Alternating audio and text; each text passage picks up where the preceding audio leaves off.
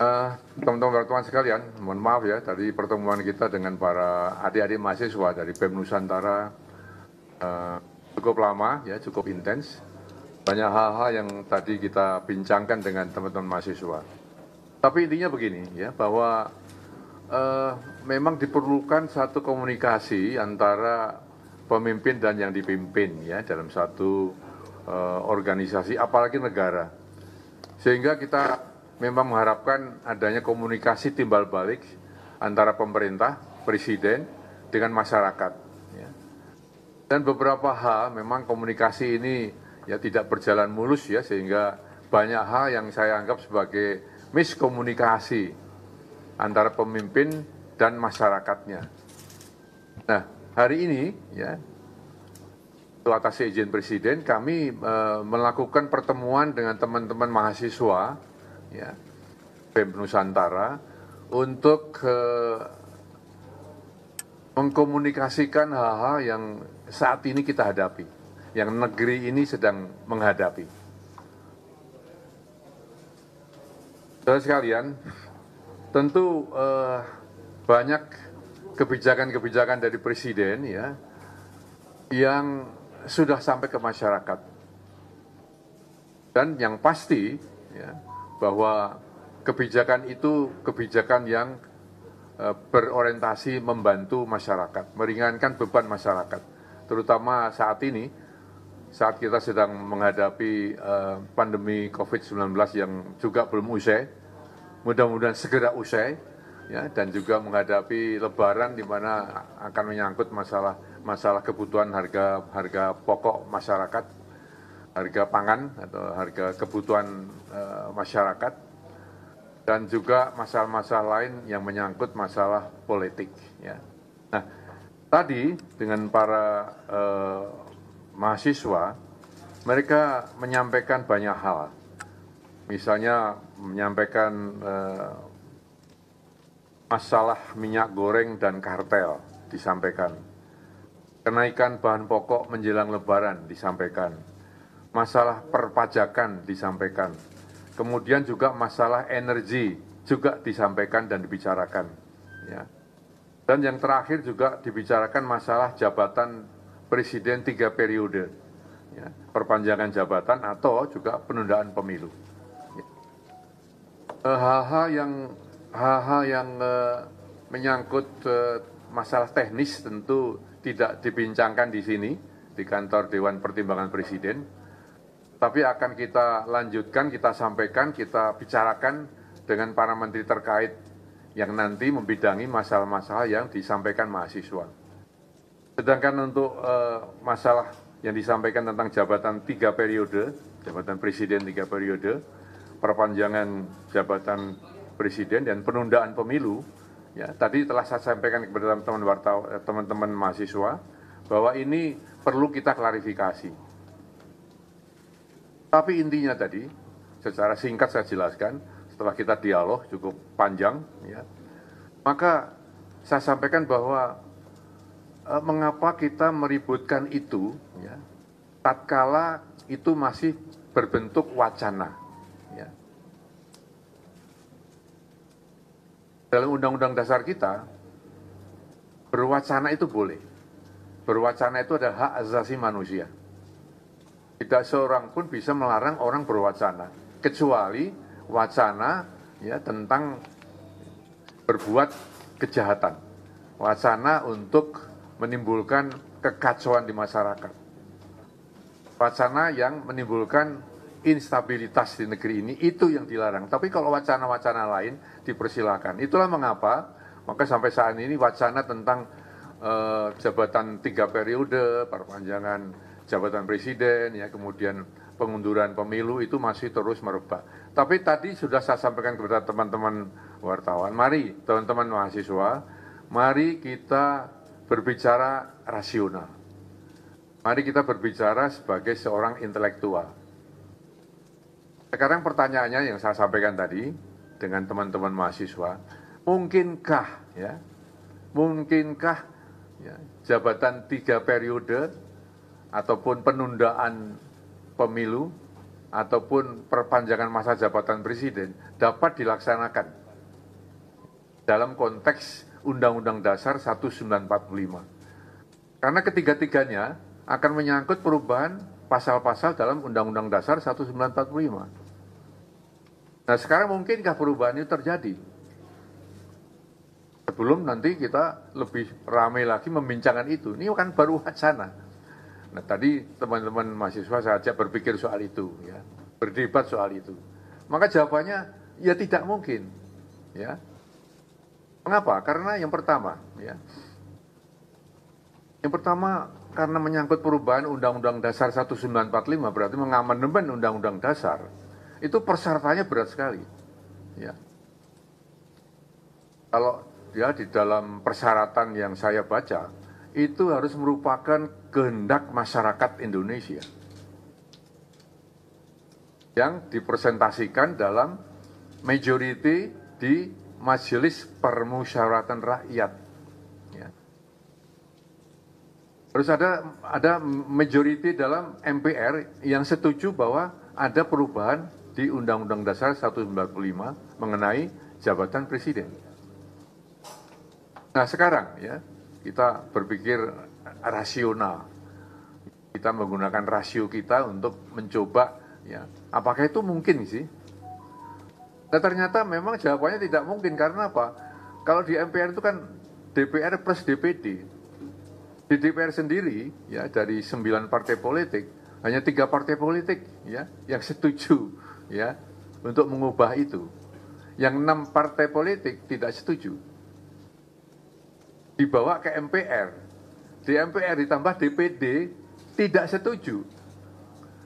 Jadi mana mungkin, ya, kemudian terjadi perubahan atau amandemen Undang-Undang Dasar 1945 mengenai, ya, jabatan presiden 3 periode.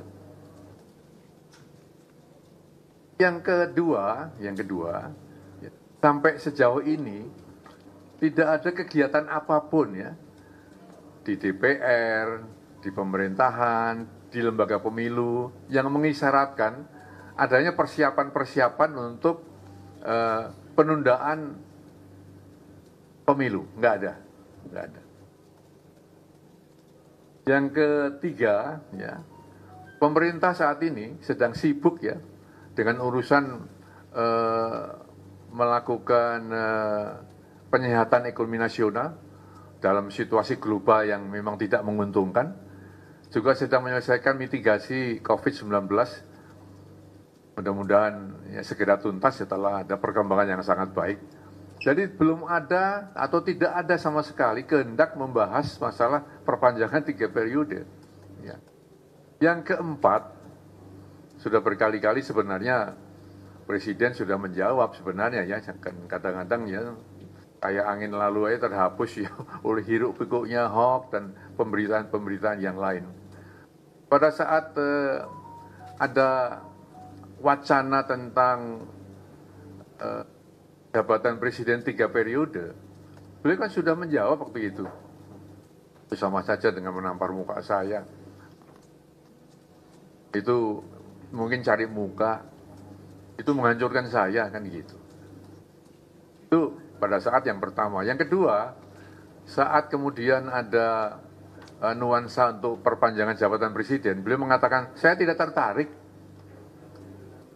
Yang ketiga, pada saat penundaan pemilu, ya, wacana itu, beliau juga berkomentar, saya akan patuh taat kepada konstitusi.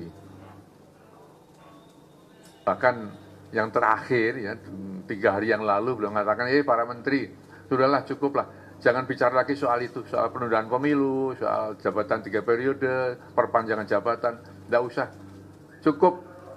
Ya, artinya apa? Dengan keempat argumentasi ini sebenarnya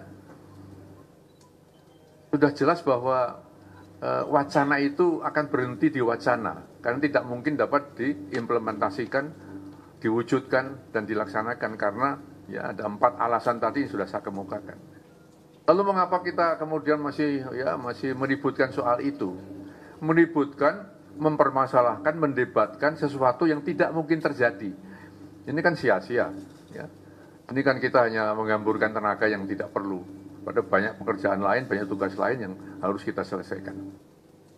Nah, tadi teman-teman mahasiswa mencatat ini, memahami ini, dan mudah-mudahan ya komunikasi kita pada hari ini ya bisa menghasilkan satu kesepahaman ya antara pemimpin dan yang dipimpin, antara pemerintah dan masyarakat ya, sehingga paling tidak ya kita tidak lagi terjebak kepada wacana-wacana yang sebenarnya ya tidak mungkin dapat dilaksanakan.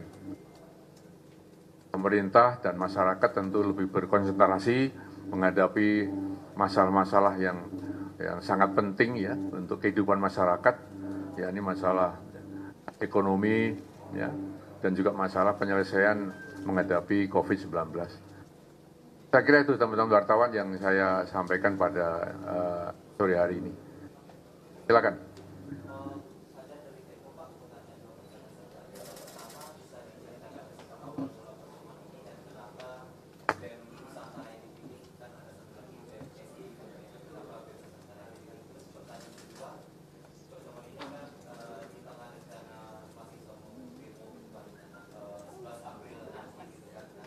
Ya.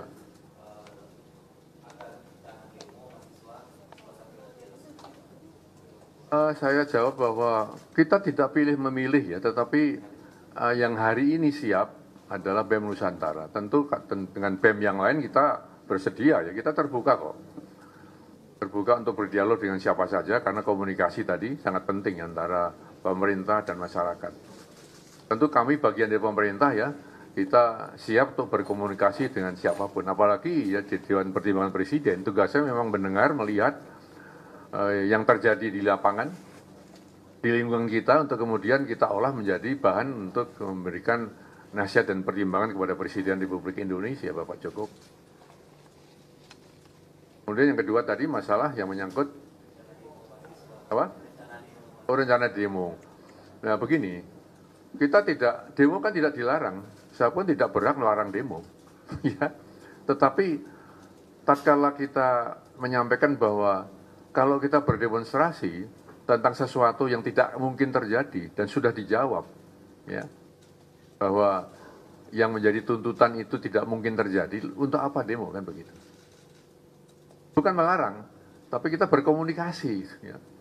Ini bulan puasa, bulan suci Ramadan, kita prihatin, saling maaf-memaafkan, kita berpuasa. Ya tentunya ya kita lebih arif untuk bisa menyikapi hal-hal yang memang bisa kita bicarakan, kita komunikasikan dengan baik. Dan sekarang kita sudah memulai berkomunikasi. Ketimbang panas-panas di jalan, lebih baik kita bicara di ruangan yang adem, ngomong, ya bicara kira-kira bagaimana sih. Tapi pasti ya pemerintah akan mendengarkan, pasti itu ya. Tidak mungkin tidak mendengarkan ya. Kan? Ya.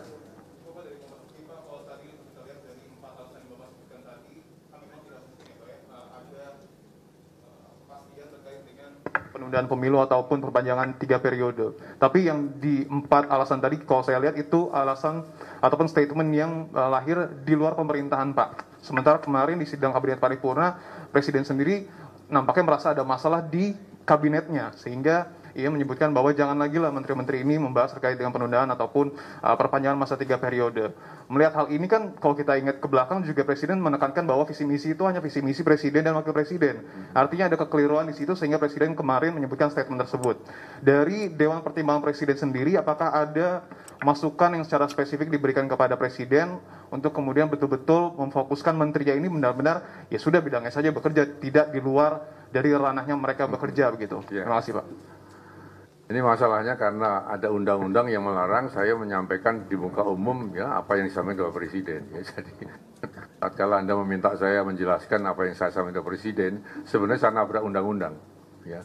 Tetapi secara umum saya sampaikan begini, karena saya juga pernah jadi menterinya Pak Jokowi ya, cukup lama. Ya. Memang bahwa para menteri itu membawakan misi ya dan visi Presiden atau pemerintah. Ya. Tetapi dalam melaksanakannya tentu pada tataran operasional bukan kebijakan. Kalau kebijakan memang itu harus taat ya. Harus satu dari misi dan visi dari presiden itu yang diadopsi dan tidak boleh kemudian digeser atau ada deviasi di sana sini. Tetapi tatkala mengoperasionalkan kebijakan, itu yang masing-masing menteri memang dibutuhkan kepiawaian, ya, dengan pengalamannya, dengan pengetahuannya, dengan ilmunya, ya, dengan caranya, dengan tekniknya. Itu masing-masing menteri memang ya bebas untuk menyampaikan kepada publik penjabaran dari kebijakan presiden. Nah, disitulah mungkin ya ada perbedaan satu dengan yang lain. Itu hal yang sangat wajar, sehingga kemudian para menteri terkadang atau seringkali bukan terkadang membuat satu kebijakan bersama. Ya. Itu tentu dipimpin oleh menteri koordinator. Itulah gunanya menteri koordinator, untuk kemudian menyamakan persepsi, menyatukan langkah sehingga ada namanya keputusan bersama menteri. Bahkan ada lagi.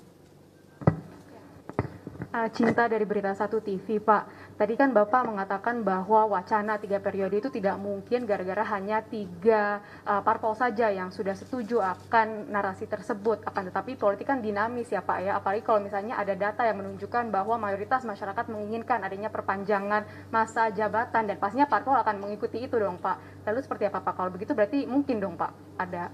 Datanya ada nggak? Anda punya data nggak? Belum Ya ada. nggak mungkin nggak. Ya. Kalau ada datanya sini, kasihkan ke saya bisa jawab.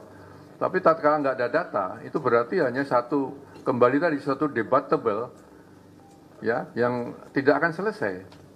Nah, kita bicara rasionalitas sekarang, ya, begitu. Ada? Lagi silakan. Baik, ya.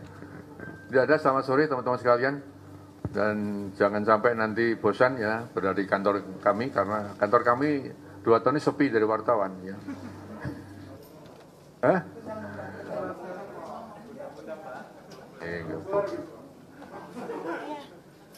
Boleh, kan saya nggak nyampaikan ini kepada presiden ya, saya nyampaikan kepada Anda sekalian ini ya. Baik, terima kasih atas perhatiannya. Selamat berbuka puasa. Assalamualaikum warahmatullahi wabarakatuh.